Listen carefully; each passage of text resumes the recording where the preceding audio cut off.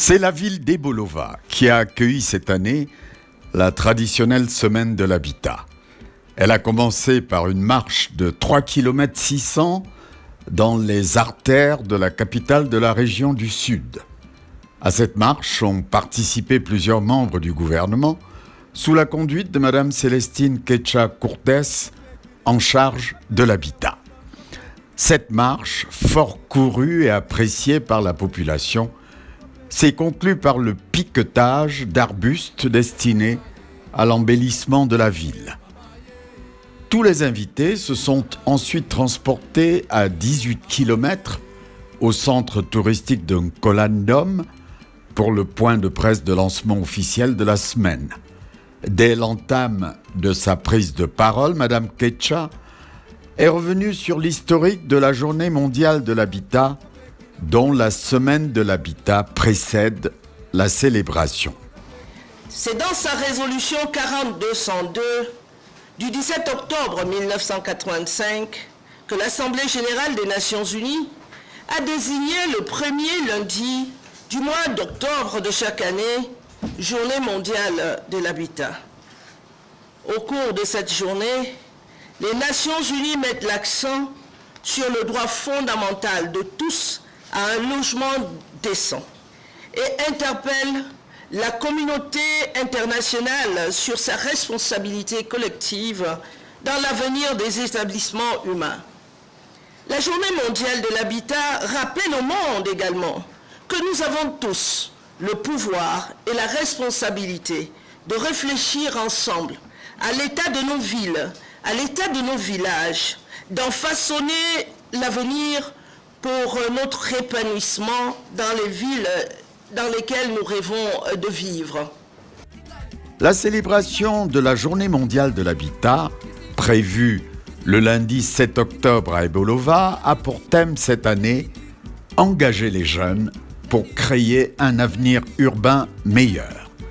À travers le choix de ce thème, l'Organisation des Nations Unies pour les établissements humains, ONU Habitat, voudrait nous inviter à réfléchir sur les défis et opportunités de l'urbanisation rapide en mettant l'accent sur la participation des jeunes au développement des villes. La journée offre une occasion unique de célébrer les contributions des jeunes qui représentent plus de 60% de la population à l'urbanisation durable tout en relevant les défis de la croissance urbaine rapide.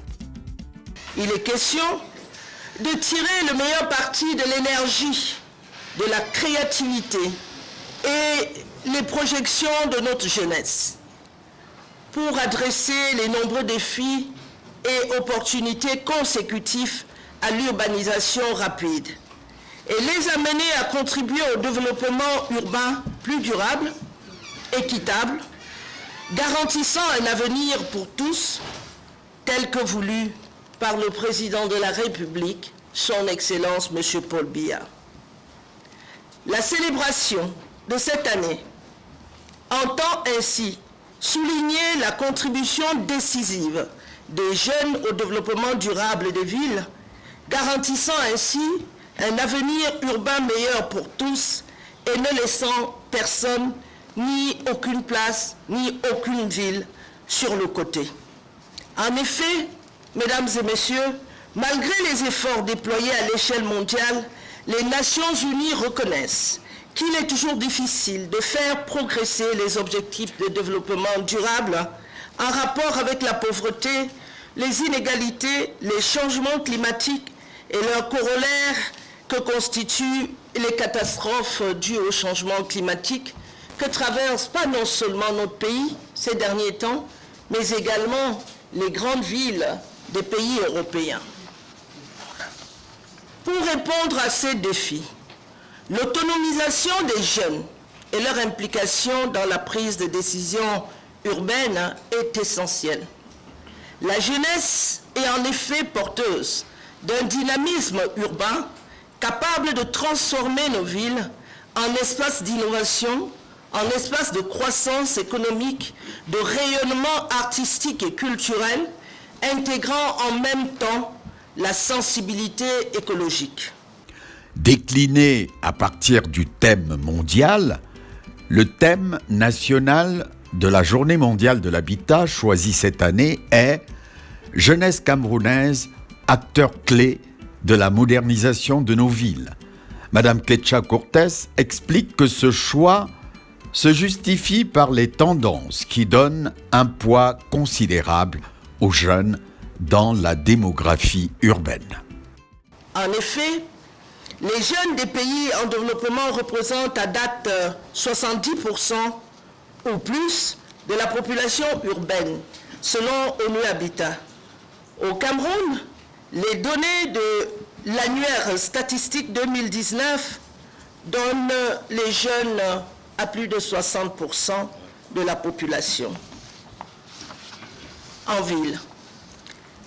Bien sûr, cette population composée dont 64% de jeunes de moins de 24 ans, la moitié de ces jeunes participent donc au marché du travail, tandis que les autres sont inactifs ou encore scolarisés.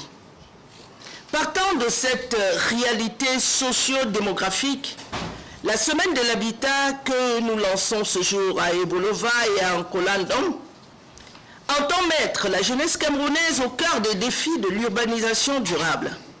Il s'agit non seulement de donner aux jeunes l'occasion de vulgariser et promouvoir leurs initiatives innovantes, mais aussi de faire connaître les nombreux mécanismes d'accompagnement de l'État en faveur de la jeunesse camerounaise, d'où la présence à mes côtés ce jour du ministre de la Jeunesse et de l'Éducation civique.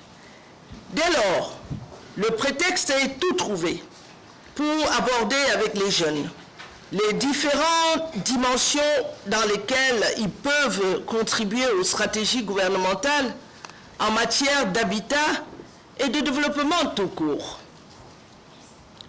C'est l'occasion de dire, si besoin était encore, le lien paternel et fusionnel que le président de la République, son Excellence M. Paul Biya, a su nouer avec ses jeunes compatriotes pour les écouter et pour les encourager à prendre toute leur part dans la dynamique de l'émergence en cours dans notre pays. Les jeunes sont vraiment les grandes vedettes de cette semaine de l'habitat, conformément au thème choisi. Nous avons fait venir des jeunes pour partager leurs pratiques du Congo, du Burundi, qui se sont battus pour y arriver et qui s'entretiendront avec les jeunes du Cameroun, étant entendu que nous avons fait également venir les jeunes des 10 régions pour être également des ambassadeurs des leçons apprises d'Ebolova. Présente à ce point de presse, le ministre des Postes et Télécommunications a souligné le bénéfice que les jeunes peuvent tirer de la maîtrise des technologies du numérique pour booster leur participation au développement des villes. Ne soyez pas connectés pour être à TikTok, YouTube, tous les commérages. Vous perdez du temps. Si vous vous connectez, vous allez voir ce que d'autres villes ont fait. Nous recevons la GMD aujourd'hui. Allez taper pour voir ce que les autres ont fait. On n'invente pas la roue. Et vous allez maintenant proposer.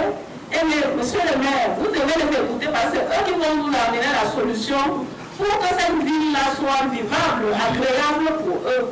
Il y a quelques semaines, monsieur le gouverneur a présidé ici à Ebolova un concours qui a été lancé dans un projet d'accélération de la transformation numérique du Cameroun. Il s'agissait de trouver des jeunes qui proposent des solutions pour améliorer l'agriculture ou l'élevage. Vous voyez bien que ce sont les jeunes qui ont fait des applications. Et ceux qui vont gagner le concours seront accompagnés, seront financés. C'est dire que je me réjouis, le thème de cette journée mondiale rappelle aux jeunes, ne soyez pas complexés. Vous êtes en mesure de contribuer, d'être des acteurs pour l'amélioration de nos villes. Et ça, c'est vrai pour tous les autres secteurs. Les temps forts de cette semaine auront été l'organisation des tables rondes sur la production des logements décents de masse et la résorption des quartiers précaires, la gestion des déchets et la mise en œuvre des objectifs de développement durable au niveau local, entre autres. Le village de l'habitat a permis la présentation des meilleures pratiques urbaines par les entreprises citoyennes du secteur.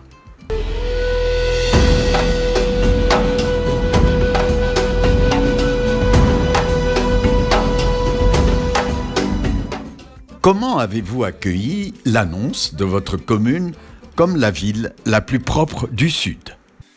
Être désigné la ville la plus propre est une très belle chose. C'est un instant inoubliable et nous avons soif de récidiver, de goûter à nouveau à ce breuvage. Donc c'est quelque chose de merveilleux. C'est surtout une récompense des efforts que nos populations ont fournis pour rendre belle la ville de Bolova. Vous avez pu le constater partout en ville et même dans les villages, les cadres dans lesquels nous nous trouvons en ce moment est un témoin vivant de cette réalité. Quelle a été votre stratégie pour gagner cette place? Vous savez, les gens ont tort de ne pas prendre au mot les propos de campagne, pensant que c'est des chimères. Non, nous avons mis cela comme étant notre cheval de bataille, faire de Bolova une ville propre. Donc il n'y a pas de secret, il s'agit de faire adopter ce message, cette posture par tout le monde. Toute notre commune, toute notre ville est mobilisée pour faire de Bolova une ville propre. Vous ne pouvez pas le faire tout seul. Vous ne pouvez pas non plus le faire avec vos services d'hygiène. C'est trop réducteur des efforts que nous avons faits. Et donc tout le monde est associé. C'est le secret. Maintenant, vous me demandez comment je vais faire pour le conserver. C'est évident qu'on ne peut pas dévoiler ce genre de stratégie, sinon tout le monde se met dessus. Mais sachez que nous sommes repartis à l'assaut de ce titre, la ville la plus proche du Cameroun. C'est un plaisir incomparable.